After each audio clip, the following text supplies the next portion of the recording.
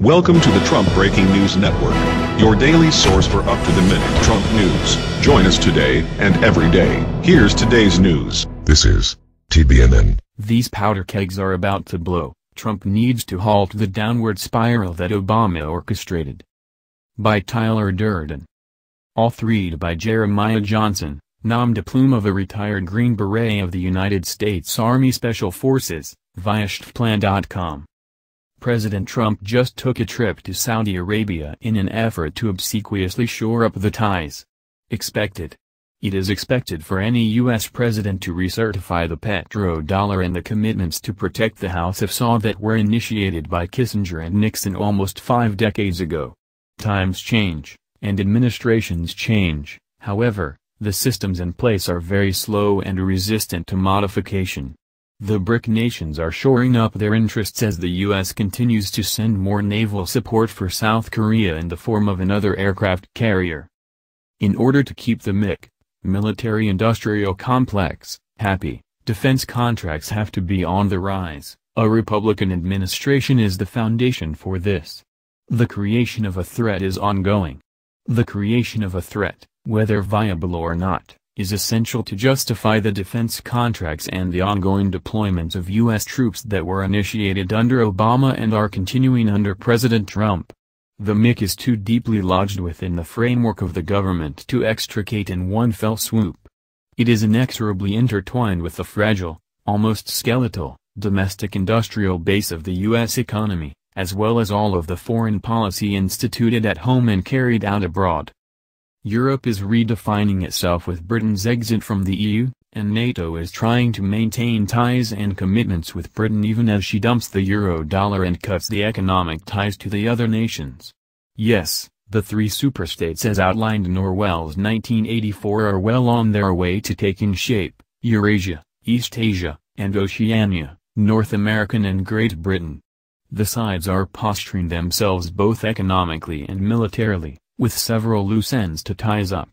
Those loose ends are none other than Syria and North Korea, around which there are two different lines forming, the US and Western allies, and Russia with its Asian and Middle Eastern alliances.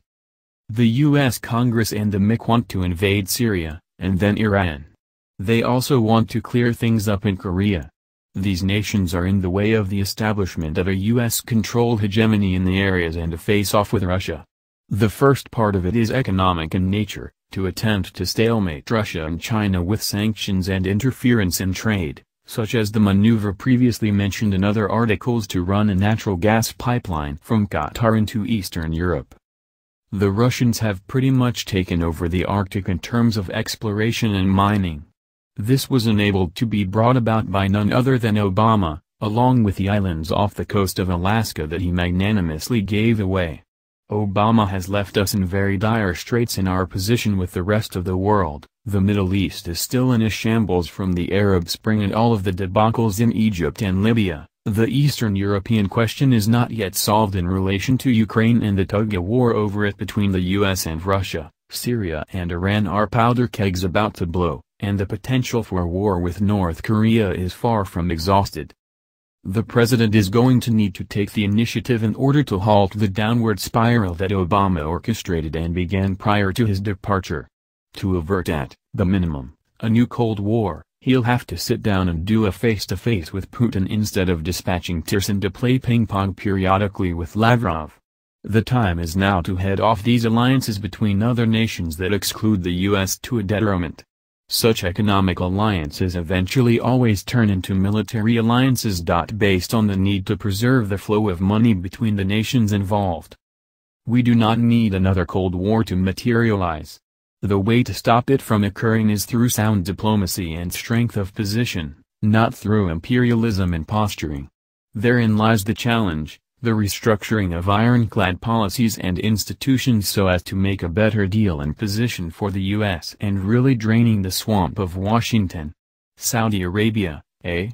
Well, why don't we start out the New Deal by going into all of that untapped oil that we have domestically? What are we waiting for? Or is it just a matter of not wanting to tick off the Saudis and changing the status quo of our worthless fiat petrodollars? Only time will tell whether true actions will be taken and not another dog and pony show to enable the president to be re-elected. That's the news.